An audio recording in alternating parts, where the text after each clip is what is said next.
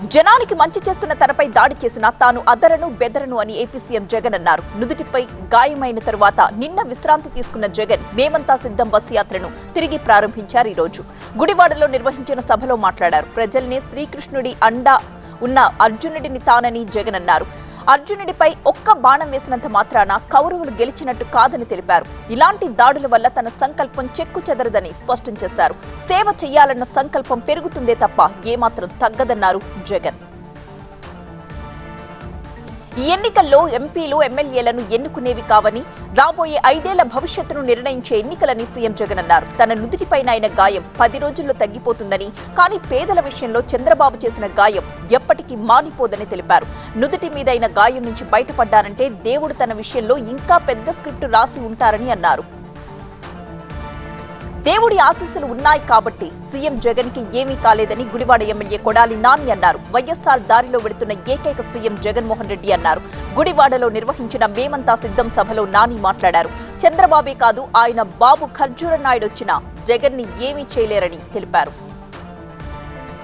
CM Jagan పై దాడి విషయంలో విపక్షాలన్నీ ఒకే లైన్లో ఉన్నాయని వైసీపీ ప్రధాన కార్యదర్శి సజ్జల రామకృష్ణారెడ్డి ఆరోపించారు. నింద టీడీపీ మీదకొస్తుందని భయపడుతున్నారని అన్నారు. దాడి ఒక డ్రామా అని చెప్పడం వెనుక వారి భయం కనబడుతోందన్నారు. దూరం నుంచి రాయితో ఎవరైనా కొట్టించుకుంటారా అని ప్రశ్నించారు. భద్రతా వైఫల్యమని జనాల్ని గందరగోళపరచాలని చూస్తున్నారంటూ తెలిపారు. దాడి ఘటనలో తాము బాధితులమైతే వాళ్లు సీబీఐ విచారణ కోరుతున్నారని సజ్జల విస్మయం వ్యక్తం చేశారు. తాము అధికారంలోకి రాగానే 25,000 కానిస్టేబుల్ పోస్టులు భర్తీ చేస్తామని టీడీపీ అధ్యక్షుడు చంద్రబాబు హామీ ఇచ్చారు. మెగా డిఎస్సీ ద్వారా టీచర్ ఉద్యోగ నియామక ప్రక్రియ చేపడతామన్నారు. విజయనగరం జిల్లా రాజాం టీడీపీ సభలో చంద్రబాబు మాట్లాడారు. సీఎం జగన్ పై రాళ్ల దాడి జరిగినప్పుడు తాను కరెంట్ ఆపానని వైసీపీ నేతలు అంటున్నారని అన్నారు. కరెంట్ ఆపడానికి తాను అధికారంలో ఉన్నానా అని ప్రశ్నించారు బాబు. జగన్ చేసిన తప్పుల్ని తన మీదకు నెడుతున్నారంటూ ఆరోపించారు. గాజువాక ప్రజాగళం సభలో స్టీల్ ప్లాంట్ గురించి చంద్రబాబు కనీసం మాట మాట్లాడకపోవడాన్ని వైసీపీ నేత మంత్రి బొత్స సత్యనారాయణ తప్పుపట్టారు. స్టీల్ ప్లాంట్ ప్రైవేటీకరణకు తాము వ్యతిరేకమన్నారు. మొన్న విజయవాడలో సీఎం జగన్ పై రాళ్లు వేయించడం, నిన్న గాజువాకలో తనపై రాళ్లు వేయించుకోవడం అంతా చంద్రబాబు స్వయం కృతాపరాధమని బొత్స మండిపడ్డారు. స్టీల్ ప్లాంట్ పేరుతో రాజీనామా చేసి తీరా ఆమోదించిన తరువాత కోర్టుకు వెళ్లడం గంటా శ్రీనివాసరావు చేసిన దగా కాదా అని బొత్స ప్రశ్నించారు. ప్రజల దగ్గరకు వెళ్లి వారి అభిప్రాయాలు, సలహాలు తీసుకుని తమ పార్టీ మేనిఫెస్టో రూపొందించిందని ఏపీ బీజేపీ అధ్యక్షురాలు పురంధేశ్వరి అన్నారు. 1 కోటి మంది నుంచి అభిప్రాయాలు సేకరించి వాటిని క్రోడీకరించి మేనిఫెస్టో సిద్ధం చేశామని తెలిపారు. రామాయణాన్ని అన్ని దేశాలకు చేరువ చేయాలని సంకల్పం తీసుకున్నట్టు తెలిపారు. జమిలీ ఎన్నికలకు బీజేపీ కట్టుబడి ఉందని స్పష్టం చేశారు పురంధేశ్వరి. సీఎం జగన్ పై దాడి విషయంలో బాధ్యత వహించాల్సిన అధికారులే విచారణ చేయడంపై జనసేన అధ్యక్షుడు పవన్ కళ్యాణ్ అభ్యంతరం తెలిపారు. దాడి వ్యవహారంలో DGP, intelligence chief, Vijayawada police commissioner, CM security అధికారుల పాత్రపై విచారణ జరపాలని ఎక్స్ వేదికగా ఆయన డిమాండ్ చేశారు. ఇంటెలిజెన్స్ వైఫల్యం ఏమిటి అనేది తేలాలన్నారు. సదరు అధికారుల్ని బదిలీ చేసి సచ్చీలత కలిగిన అధికారులకు విచారణ బాధ్యత అప్పగించాలని సూచించారు. అప్పుడే సూత్రధారులు ఎవరో, పాత్రధారులు ఎవరో తేలిపోతుందన్నారు పవన్ కళ్యాణ్. సీఎం జగన్ మీద దాడి ఘటనపై రాష్ట్ర ఎన్నికల ప్రధాన అధికారి ముఖేష్ కుమార్ మీనా పోలీసు అధికారులతో సమీక్షించారు. ఘటన ఎలా జరిగింది అన్న విషయాన్ని ఆయన పోలీసులు అడిగి తెలుసుకున్నారు. ఘటన వివరాలు చెప్పడానికి విజయవాడ కమిషనర్ క్రాంతి రాణా, ఐజీ రవి, సీఈఓని కలిశారు. కేసు దర్యాప్తు వేగవంతం చేసి సమగ్ర నివేదికను సాధ్యమైనంత తొందరగా అందజేయాలని పోలీసు అధికారుల్ని సీఈఓ ఆదేశించారు. 14 ఎంపీ సీట్లు గెలిస్తే ముదిరాజులకు మంత్రి పదవిస్తానన్న సీఎం రేవంత్. ధాన్యం కొనుగోళ్లపై విపక్షాల ఆరోపణలు అర్ధరహితం అన్న మంత్రి ఉత్తమ్. ఓడినా గెలిచినా ప్రజల వెంటే ఉంటామన్న హరీష్ రావు. బీఆర్ఎస్ చచ్చిన పామన్న BJP MP Laxman. Telangana politics top 9 news ఇప్పుడు చూద్దాం. కవితను జైలు నుంచి విడిపించుకోవడానికి బీఆర్ఎస్ అధినేత కేసీఆర్ బీజేపీతో కుమ్మక్కైపోయారని సీఎం రేవంత్ రెడ్డి ఆరోపించారు. భువనగిరి, మల్కాజ్గిరి, మహబూబ్ నగర్, చేవెళ్ల, జహీరాబాద్లో బీఆర్ఎస్ నాయకులు ప్రచారం చేయడం లేదని తెలిపారు. ఆ స్థానాల్లో బీజేపీని గెలిపించేందుకు బీఆర్ఎస్ లోపాయికారి ఒప్పందం చేసుకుందన్నారు. నారాయణపేటలో నిర్వహించిన జన జాతర సభలో రేవంత్ రెడ్డి మాట్లాడారు. ఎన్నికల కోడ్ అమల్లో ఉండడం వల్లే రైతు రుణమాఫీ అమలు చేయలేకపోతున్నామని తెలిపారు. ఆగస్టు 15 లోపు ఏకకాలంలో 2 లక్షల రుణమాఫీ చేస్తామన్నారు రేవంత్. తెలంగాణలో 14 ఎంపీలను గెలిపిస్తే ముదిరాజ్ నేతను మంత్రిని చేస్తానని సీఎం రేవంత్ రెడ్డి హామీ ఇచ్చారు. కేసీఆర్ నిర్లక్ష్యం కారణంగానే ముదిరాజులు నష్టపోయారన్నారు. మందకృష్ణను అన్యాయంగా అరెస్ట్ చేస్తే నాడు తాను అండగా నిలబడ్డారని తెలిపారు. కాంగ్రెస్ పార్టీలో సామాన్యులకు టికెట్లు ఇచ్చామన్నారు రేవంత్ రెడ్డి. కృష్ణా వికారాబాద్ రైల్వే లైన్ పూర్తి చేయడానికి ఆదేశాలిచ్చామని సీఎం రేవంత్ రెడ్డి అన్నారు. 10 ఏళ్ల మోదీ పాలనలో పాలమూరు ఎండిపోయిందని విమర్శించారు. పాలమూరు అభివృద్ధిని డీకే అరుణ ఏనాడూ పట్టించుకోలేదన్నారు. ధాన్యం కొనుగోలుకు సంబంధించి బీఆర్ఎస్ బీజేపీ చేస్తున్న ఆరోపణలు అర్ధరహితమని పౌర సరఫరాల శాఖ మంత్రి ఉత్తమ్ కుమార్ రెడ్డి అన్నారు. ధాన్యం కొనుగోలు ఈ సంవత్సరం మాత్రమే పారదర్శకంగా జరుగుతోందని వెల్లడించారు. ఎంఎస్పీ కంటే ఎక్కువ ధరకే ప్రభుత్వం కొనుగోలు చేస్తుందని తెలిపారు. మరొక వైపు పార్లమెంట్ ఎన్నికల్లో ఇండియా కూటమి ఖచ్చితంగా విజయం సాధిస్తుందని మంత్రి ఉత్తమ్ కుమార్ రెడ్డి అన్నారు. పంట రుణాల రికవరీ కోసం రైతుల్ని ఇబ్బంది పెట్టొద్దని పరపతి సంఘాలు బ్యాంకులకు వ్యవసాయ మంత్రి తుమ్మల నాగేశ్వరరావు విజ్ఞప్తి చేశారు. వచ్చే వర్షాకాలానికి ఎరువులు విత్తనాల్ని ముందుగానే సిద్ధపరచుకోవాల్సిందిగా అధికారుల్ని ఆదేశించారు. అదే సమయంలో రైతు భరోసా పంటల బీమా పథకం విధి విధానాలపై తెలంగాణ ప్రభుత్వం కసరత్తును ముమ్మరం చేసింది.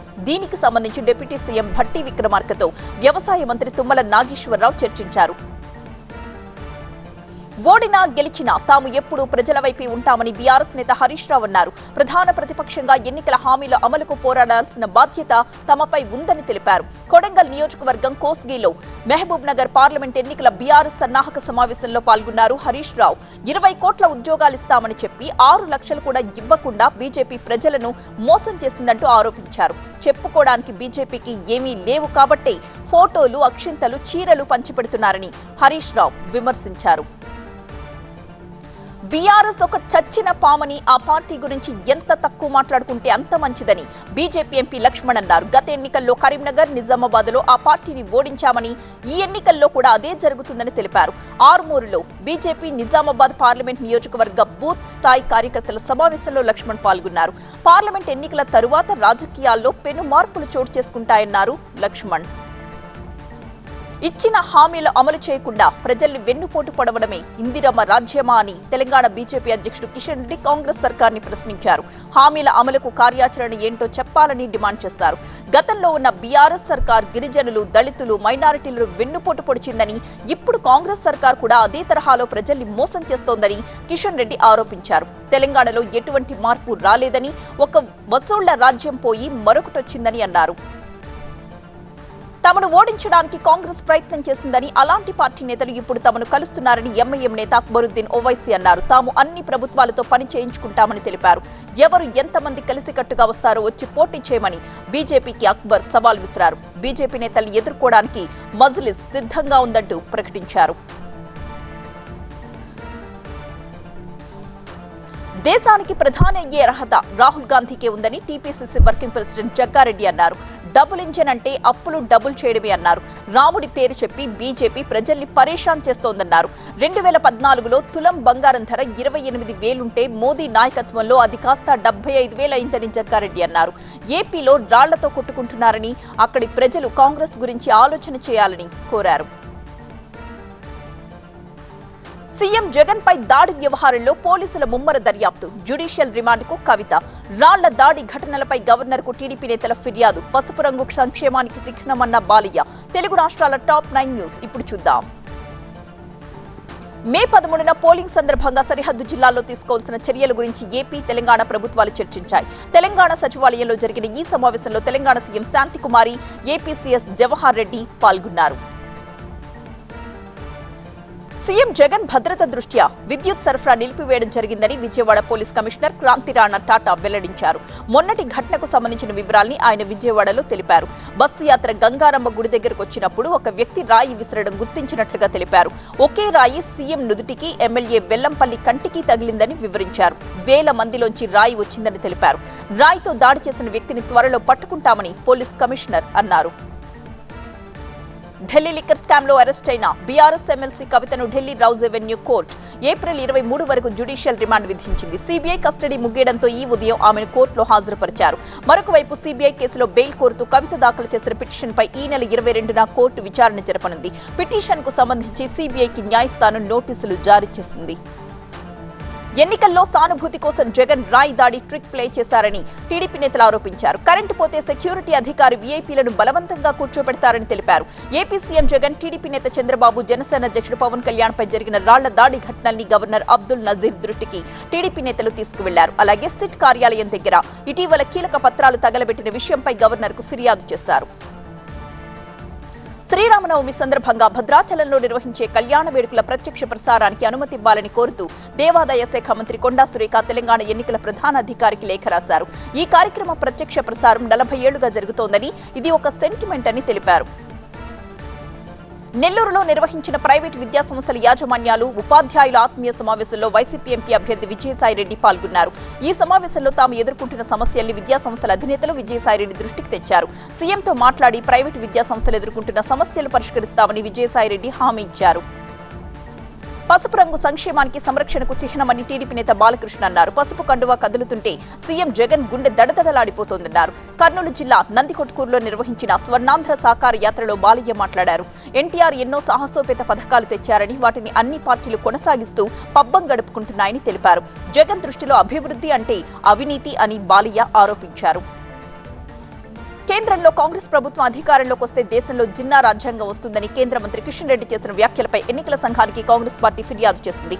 ఈ నెల 8న చేవెళ్ల సభలో కిషన్ రెడ్డి ఈ వ్యాఖ్యలు చేశారని కేంద్ర ఎన్నికల ప్రధాన కమిషనర్ రాజీవ్ కుమార్ కు కాంగ్రెస్ లేఖ రాసింది. మత విద్వేషాలు రెచ్చగొట్టే విధంగా కిషన్ రెడ్డి వ్యాఖ్యలున్నాయని కాంగ్రెస్ పేర్కొంది. కిషన్ రెడ్డిపై చర్యలు తీసుకోవాలని ఎన్నికల సంఘాన్ని కోరింది కాంగ్రెస్. నార్త్ లో గెలిచే పరిస్థితి ఉంటే రాహుల్ గాంధీ కేరళ నుంచి ఎందుకు పోటీ చేస్తున్నారని మల్కాజ్గిరి బీజేపీ అభ్యర్థి ఈటెల రాజేందర్ ప్రశ్నించారు. ఈ ఎన్నికల్లో ఉత్తరాదిన కాంగ్రెస్ తుడిచిపెట్టుకుపోతుందన్నారు. 2-3 రోజుల్లో సికింద్రాబాద్ కంటోన్మెంట్ బీజేపీ అభ్యర్థిని ప్రకటిస్తామని తెలిపారు ఈటెల. ఇతర పార్టీల నాయకుల్ని ప్రలోభపెట్టి ఒత్తిడి చేసి కాంగ్రెస్ లోకి చేర్చుకుంటున్నారంటూ ఆరోపించారు. కేరళలో ప్రధాని రాహుల్ ప్రచారం. ప్రధాని మోదీ గ్యారంటీలన్నీ మోసాలని అని ఆరోపించిన కాంగ్రెస్ అధ్యక్షుడు ఖర్గే, ప్రజల్ని తప్పుదో పట్టించడానికి బీజేపీ ప్రయత్నిస్తోందన్న లాలు. ఎలక్షన్ టాప్ 9 న్యూస్ ఇప్పుడు చూద్దాం. ఎన్నికల్లో గెలిపించేందుకు రాహుల్ గాంధీ నిషేధిత సంస్థ ఎస్డిపిఐ సాయం తీసుకుంటున్నారని ప్రధాని మోదీ ఆరోపించారు. యూపీలో ఓటమి పాలే ఇప్పుడు కేరళలో కొత్త స్థావరం ఏర్పాటు చేసుకున్నారంటూ విమర్శించారు.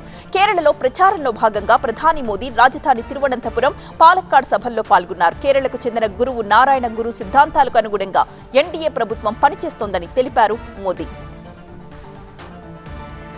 తమిళ భాషా సంస్కృతిని ఇష్టపడే వారి మొదటి ఎంపిక నేడు బీజేపీ అని ప్రధాని మోదీ అన్నారు. తమిళ భాషకు అంతర్జాతీయ గుర్తింపునిచ్చే హామీని తమ మేనిఫెస్టోలో పొందుపరిచామని ప్రధాని తెలిపారు. తమిళనాడులోని తిరునల్వేలిలో బీజేపీ ఎన్నికల సభలో ప్రధాని మోదీ పాల్గొన్నారు. తమిళనాడులోని పర్యాటక ప్రదేశాలకు అంతర్జాతీయ ప్రాచుర్యం కల్పించడానికి బీజేపీ రాత్రింబవళ్లు కృషి చేస్తోందన్నారు ప్రధాని. ఈ ఎన్నికలు మణిపూర్ని చీల్చాలని చూస్తున్న వారికి, మణిపూర్ని కలిపి ఉంచాలని చూస్తున్న వారికి మధ్య జరుగుతున్న పోటీ అని కేంద్ర హోంమంత్రి అమిత్ షా అన్నారు. మణిపూర్ రాజధాని ఇంఫాల్లో నిర్వహించిన ప్రచార సభలో మాట్లాడారు షా. ఒకప్పుడు దేశాన్ని చీల్చిన కాంగ్రెస్ ఇప్పుడు దేశాన్ని ఉత్తర భారతం, దక్షిణ భారతంగా విభజించే ప్రయత్నం చేస్తోందన్నారు. ఈ ఎన్నికలో ఆర్ఎస్ఎస్ సిద్ధాంతాలు కాంగ్రెస్ సిద్ధాంతాలకు మధ్య జరుగుతున్నామని కాంగ్రెస్ నేత రాహుల్ గాంధీ అన్నారు. ఒక దేశం, ఒక భాష, ఒక నాయకుడు అనేది బీజేపీ సిద్ధాంతమని విమర్శించారు. కేరళలోని తాను పోటీ చేస్తున్న వాయనాడ్లో రాహుల్ గాంధీ రోడ్ షో నిర్వహించారు. ఈ భూమిపై అత్యంత అందమైన ప్రదేశం వాయనాడ్ అని తెలిపారు. తమాషాలు చేసే ఆర్జేడీ, దాని మిత్రపక్షాలకు టాబ్లెట్స్ విలువ ఏం తెలుసని యూపీ సీఎం యోగి ఆదిత్యనాథ్ విమర్శించారు. అందుకే డిజిటల్ ఇండియాని ఆ పార్టీలు వ్యతిరేకిస్తాయని అన్నారు. బీహార్, నవాడాలో నిర్వహించిన బహిరంగ సభలో మాట్లాడారు యోగి. వికసిత్ భారత్ కలను సాకారం చేయడానికి అంతా ముందుకు సాగాలంటూ పిలుపునిచ్చారు. 400 పార్ నినాదంలో ఉత్తర భారత స్థాయిలో దక్షిణ భారతం నుంచి బీజేపీ విజయాన్ని అందుకుంటుందని కేంద్ర మంత్రి ప్రహ్లాద్ జోషి తెలిపారు. కర్ణాటకలోని ధార్వాడ్ నుంచి ఎంపీగా మరోసారి నామినేషన్ దాఖలు చేశారు. ధార్వాడ్, హుబ్లీలో ప్రహ్లాద్ జోషి భారీ ర్యాలీ చేశారు. 2 లక్షల ఓట్ల మెజారిటీతో ప్రహ్లాద్ జోషి గెలుస్తారని బీజేపీ నేత యడ్యూరప్ప ధీమా వ్యక్తం చేశారు. ప్రధాని మోదీ చెప్పే గ్యారంటీలు తప్పు అని కాంగ్రెస్ అధ్యక్షుడు మల్లికార్జున ఖర్గే అన్నారు. విదేశాల నుంచి నల్లధనం తెస్తానన్న హామీ ఏమైందని ప్రశ్నించారు. పుదుచ్చేరి నుంచి కాంగ్రెస్ తరపున పోటీ చేస్తున్న సిట్టింగ్ ఎంపీ వైద్యలింగం తరపున ఆ పార్టీ అధ్యక్షుడు మల్లికార్జున ఖర్గే ప్రచారం చేశారు. మోదీ, షా ప్రజల్ని మోసం చేస్తున్నారని ఆరోపించారు. ప్రజాస్వామ్యబద్ధంగా అధికారంలోకి రాలేని రాష్ట్రాల్లో అక్కడ ఎన్నికైన వారిని ఈడీ, కేంద్ర ఏజెన్సీల ద్వారా వేధిస్తోందంటూ ఖర్గే తెలిపారు. అందరినీ కలుపుకుని పోవడం, అందరినీ అభివృద్ధి పథంలో నడిపించే పనిని సమాజ్వాదీ పార్టీ చేపడుతుందని ఆ పార్టీ అధ్యక్షుడు అఖిలేష్ యాదవ్ అన్నారు. బీజేపీ పోస్టర్లపై పోటీ చేస్తున్న అభ్యర్థుల పోటీలెందుకు లేవని ప్రశ్నించారు. బీజేపీ పోస్టర్లపై కనిపిస్తున్న వారు కూడా ఎన్నికల తరువాత కనిపించకుండా పోతారని అఖిలేష్ యాదవ్ విమర్శించారు. ప్రజలను తప్పుదో పట్టించడానికి బీజేపీ నేతలు పదే పదే 400 పార్ నినాదం చేస్తున్నారని ఆర్జేడీ అధ్యక్షుడు లాలూ ప్రసాద్ యాదవ్ అన్నారు. బీజేపీ నేతలు పదే పదే రాజ్యాంగం మార్చేస్తామని చెప్తున్నారని ఆరోపించారు. అదే జరిగితే దేశవాసులు బీజేపీపై కన్నెర్ర చేస్తారన్నారు లాలూ. దేశ ప్రజల్ని బీజేపీ గుర్తించిందని, మరోసారి మోసం పోరని తెలిపారు. ఈ ఏడాది వర్షాలు సాధారణం కంటే అధికంగా ఉంటాయని వాతావరణ విభాగం ప్రకటించింది. వర్షాకాలం ప్రారంభమయ్యే నాటికి ఎల్ నీనో పరిస్థితి బలహీనపడుతుందని అంచనా వేసింది. జూన్ 1 నుంచి సెప్టెంబర్ 30 మధ్య కాలంలో సగటు వర్షపాతం 87 సెంటీమీటర్లు ఉంటుందని విశ్లేషించింది. లోక్సభ ఎన్నికల చరిత్రలో ఈసారి ఇప్పటి వరకు 4,650 కోట్ల రూపాయలు స్వాధీనం చేసుకున్నామని ఎన్నికల సంఘం ప్రకటించింది. ఇందులో 45% మాదక ద్రవ్యాలు, మత్తు పదార్థాలే అని తెలిపింది. రాజస్థాన్ నుంచి అత్యధికంగా 778 కోట్లు, గుజరాత్ నుంచి 605 కోట్ల రూపాయలు పట్టుబడ్డాయని వివరించింది. ఢిల్లీ సీఎం అరవింద్ కేజ్రీవాల్ కి సుప్రీంకోర్టులో నిరాశ.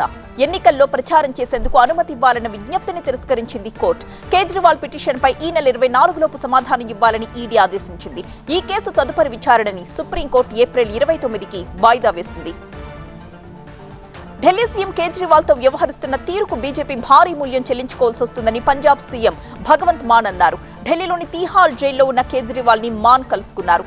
నేరుగా తాము కేజ్రీవాల్ తో మాట్లాడలేకపోయామని అడ్డం పెట్టి ఫోన్లో మాట్లాడించారంటూ తెలిపారు. శ్రీరామనవమి రోజున అయోధ్యలోని బాలరాముడి నుదుటిపై మధ్యాహ్నం 12 గంటల 16 నిమిషాల నుంచి 5 నిమిషాల పాటు సూర్యకిరణాలు పడే విధంగా సాంకేతికంగా అన్ని ఏర్పాట్లు చేస్తున్నామని అయోధ్య మందిర నిర్మాణ కమిటీ చైర్మన్ నృపేంద్ర మిశ్రా తెలిపారు.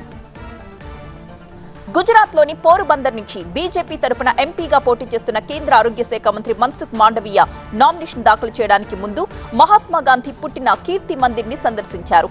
మహాత్మాగాంధీ జీవితాన్ని ప్రేరణగా తీసుకుని తాను రాజకీయాల్లో నడుచుకుంటానని తెలిపారు. వందే భారత్ లో సౌకర్యాలు చాలా చక్కగా ఉన్నాయన్నారు హర్యానా గవర్నర్ బండారు దత్తాత్రేయ. ఫ్లైట్ లో అయినా కొంత అలసటగా అనిపిస్తుంది, కానీ వందే భారత్ ట్రైన్ లో ఎటువంటి ఇబ్బంది అనిపించలేదన్నారు. గురుగ్రామ్ నుంచి ఆయన ట్రైన్ లో చండీగఢ్ కి ప్రయాణం చేశారు. మధ్యప్రదేశ్ మాజీ సీఎం కమల్నాథ్ ఇంట్లో పోలీసులు సోదాలు జరిపారు. చింద్వాడాలోని ఆయన నివాసానికి పెద్ద సంఖ్యలో పోలీసులు వచ్చారు. చింద్వాడా నుంచి బీజేపీ తరపున పోటీ చేసే అభ్యర్థి ఫిర్యాదు మేరకు పోలీసులు తనిఖీలు చేపట్టినట్లుగా తెలుస్తోంది.